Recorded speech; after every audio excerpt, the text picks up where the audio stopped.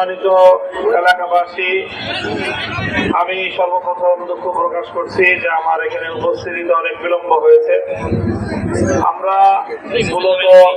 আপনারা জানেন যে বাংলাদেশের বিস্তীর্ণ অঞ্চল আজকে বন্যা পানিতে প্লাবিত। সেখানে জরুরি ত্রাণ তৎপরতার জন্য গিয়েছিলাম গত রাতে। সেখানে রাস্তাঘাটে অস্বাভাবিক ধরনের যানজটের কারণে উপস্থিত হতে বিলম্ব হলো। সামনে আমাদের আরো অনেক দূর পর্যন্ত প্রোগ্রাম রয়েছে। এই জন্য আপনাদের সাথে সংক্ষিপ্ত কথা এবং দেখা সাক্ষাৎ এর মাধ্যমে আজকের প্রোগ্রাম সমাপ্ত হবে ইনশাআল্লাহ। আল্লাহ পাক যদি তৌফিক দান করেন ভবিষ্যতে দীর্ঘ কথা হবে। আমরা স্পষ্ট ভাষায় যে কথাটা বলতে চাই সেটা হলো যে এতদিন পর্যন্ত বাংলাদেশের মানুষ জানত এবং রাষ্ট্রীয়ভাবে আয়োজন করা হয়েছিল আগস্ট মাসকে শোকের মাস হিসেবে। 2024 সালে এসে বাংলাদেশের ইতিহাস পরিবর্তন হয়ে গিয়েছে। 2024 সালে বাংলাদেশে এক নতুন বিপ্লব সংঘটিত হয়েছে। সেই বিপ্লবের মাধ্যমে অনেক কিছুর পরিবর্তন হয়েছে। এই পরিবর্তনগুলোর মধ্যে অন্যতম একটা হলো শোকের মাস আগস্ট মাস বাঙালির বিজয়ের মাস, সুখের মাসে পরিণত হয়েছে। স্পষ্ট ভাষায় আমরা বলতে চাই যে এই 5ই আগস্টের বিপ্লব এটি বাংলাদেশের স্বাধীনতাকে পূর্ণাঙ্গতা দেওয়ার একটি অন্যতম মাইল ফলক। 1971 সালে হাজারো লক্ষ মানুষের আত্মদানের বিনিময়ে ত্যাগ, কোরবানি এবং শাহাদাতের রক্তের মাধ্যমে অর্জিত হয়েছিল স্বাধীন বাংলাদেশ। 53 বছর পর্যন্ত বাংলাদেশের মানুষ স্বাধীনতার সুখ খুঁজে পায়নি। বিশেষ করে বিগত 16টি বছর এদেশের মানুষের বুকের উপর জগদ্দল পাথরের মতো চেপে বসেছিল স্বৈরাচারী এক সরকার। বাংলাদেশের বিগত 16 বছরের যে স্বৈরাচার, যে ফ্যাসিবাদ প্রতিষ্ঠিত হয়েছিল, পৃথিবীর ইতিহাসে এই স্বৈরাচারী জালিম শেখ হাসিনাকে কেবলমাত্র ফেরাউনের সাথেই তুলনা করা যায়। ফেরাউন যেভাবে নবী মুসা আলাইহিস সালামকে অপমান করেছিল, জালিম শেখ হাসিনা নায়েবে নবীদেরকে, আলেম ওলামাদেরকে অপমান এবং লাঞ্ছিত করার এমন কোন চেষ্টা নাই যেটা সে করেনি।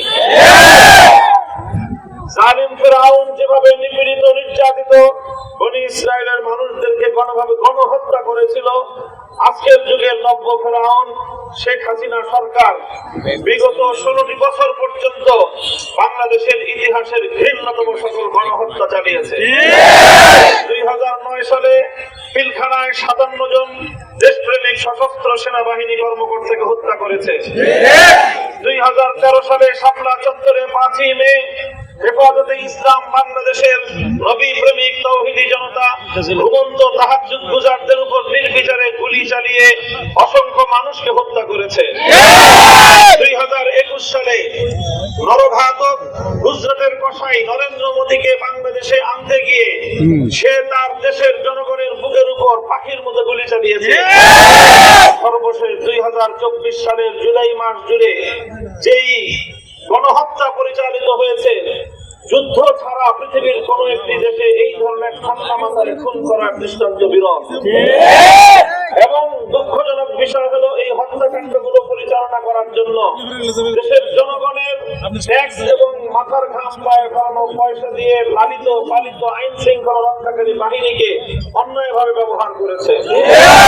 এই পুলিশরা জনগণের জানমালের নিরাপত্তা রক্ষাকারী হিসেবে ব্যবহৃত হওয়ার কথা, সেই পুলিশদেরকে রাষ্ট্রীয় ক্ষমতার অপব্যবহারের মাধ্যমে জনগণের মুখোমুখি দাঁড় করিয়ে দিয়েছিল। বাংলাদেশের যে অপূরণীয় ক্ষতি হয়ে গিয়েছে, অর্ধ শতাধিক নিরীহ পুলিশ সদস্যকে হত্যাকাণ্ডের শিকার হতে হয়েছে। কিছু দাগী লীগ, ছাত্রলীগ, যুবলীগ নামী পুলিশ লীগের কিছু সদস্যের অতিরিক্ত বাড়াবাড়ির কারণে নির্বিচারে ছাত্র জনতাকে গুলি করে হত্যা করবার দৃশ্যগুলো দেখে বাংলাদেশের মানুষের হৃদয়ে আগুন ধরে গিয়েছিল। সকল পুলিশ সদস্যদেরকে তার খেসারত দিতে হচ্ছে। এই খেসারত পুলিশ সদস্যরা দিবে কেন?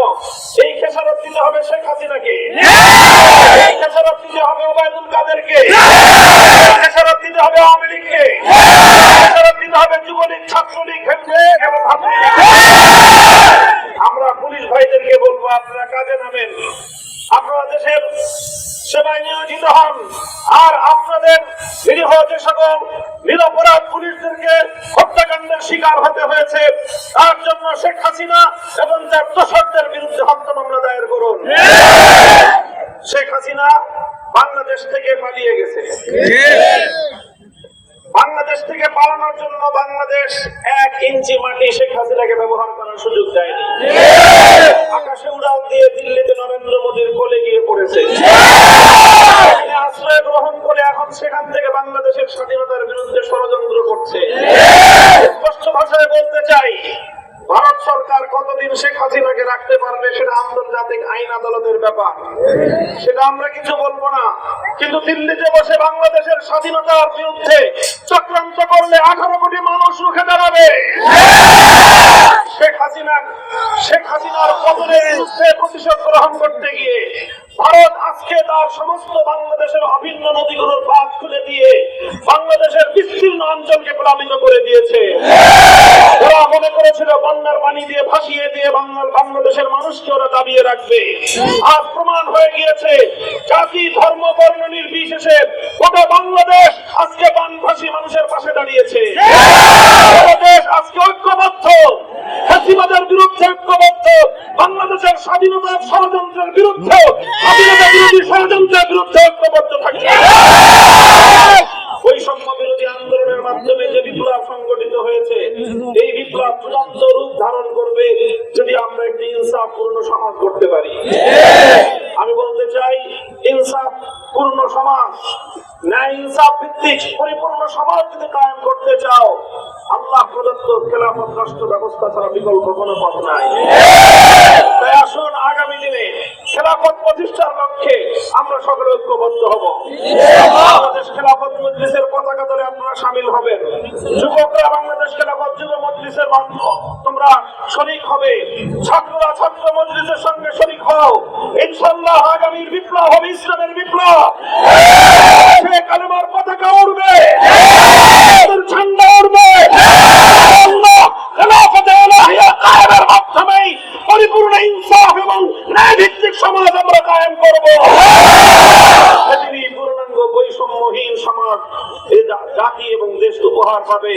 সেই সোনালী দিনের প্রত্যাশায় আপনাদের সকলকে আবারও ধন্যবাদ জানিয়ে, শুকরিয়া জ্ঞাপন করে, দীর্ঘ সময়ের অপেক্ষার জন্য আপনাদেরকে ধন্যবাদ জানিয়ে বিদায় নিচ্ছি। ওয়া আখিরু দাওয়ানা আলহামদুলিল্লাহি রাব্বিল আলামিন।